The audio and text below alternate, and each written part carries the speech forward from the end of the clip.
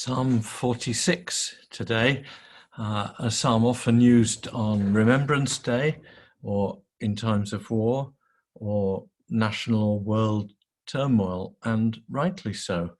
It's an absolute wonder of a psalm, and we're focusing on God's presence with us now and the future. The present and the future are rolled into one. It's a prophetic psalm, and you can sometimes ignore the tenses, the present, future, that it's all the same stuff in this psalm as it is in prophetic writings very often. And it's a psalm about war and the tumult and the horror of war.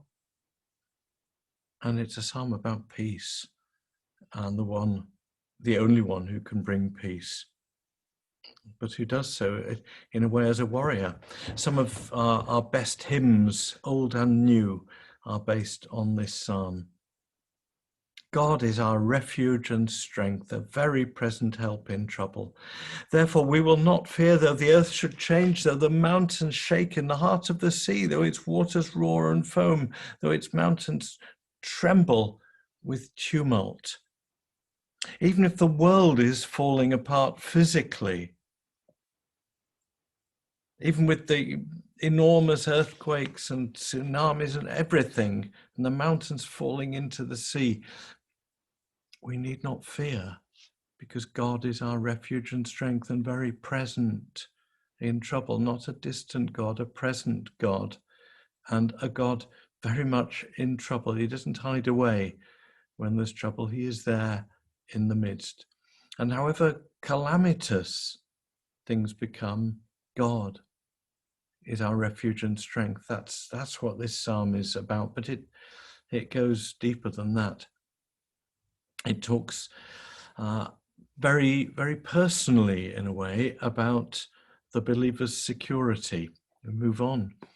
There is a river whose streams make glad the city of God, the holy habitation of the Most High.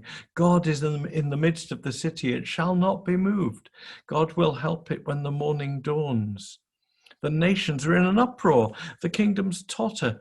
He utters his voice, the earth melts. And then a refrain that comes again at the end.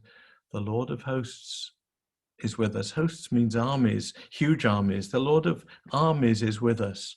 The God of Jacob is our refuge. Refuge again from the first line of the psalm.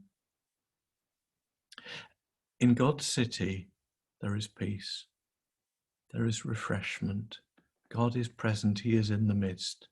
And there's a river whose streams make glad the city of God. And we get more of that imagery in the book of Revelation. I think we get some of that imagery in Jesus when he's telling us about the springs of living water that will flow up from within us when we've received his Spirit. Something about the presence of God brings gladness. Even though the kingdoms are in an uproar, the nations are tottering, there's something devastating going on in warfare terms here, or in at least huge instability of the political and world order.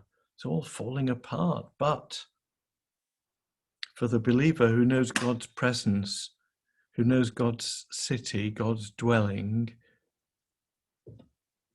there is gladness, because God is in the midst and God's city will not be moved. Now, that's not the ancient city of Jerusalem. This is a much bigger picture than that. It's not even the way we see city and security in our world today. And this is talking about what the New Testament will call the New Jerusalem, coming down out of heaven, the new earth, the new age that God is bringing into being. The nations may be in an uproar, the kingdom's tottering, but it's God's voice that melts the earth, nothing else. Come, behold the works of the Lord. See what desolations he's brought on the earth. Why has God brought desolations on the earth? He makes wars to cease to the end of the earth. He breaks the bow and shatters the spear. He burns the shields with fire. There might be devastation, but it's God bringing peace. God will knock together the heads of the armies. God will make peace. It's not to say there isn't just war. Of course there's just war. And Remembrance Day, we often focus on the Second World War, a just war. Yes, these things happen, but ultimately our tendency to fight just keeps on and on and on, and new wars crop up here, there, and everywhere, some more just, some less just.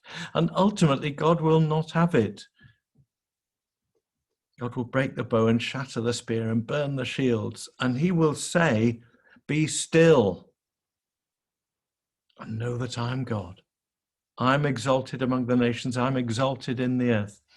This "be still and know that I'm God" isn't some soft, sweet thing to say to ourselves when it's all calm and peaceful.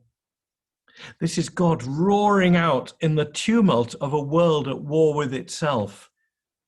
Be still and know that I am God.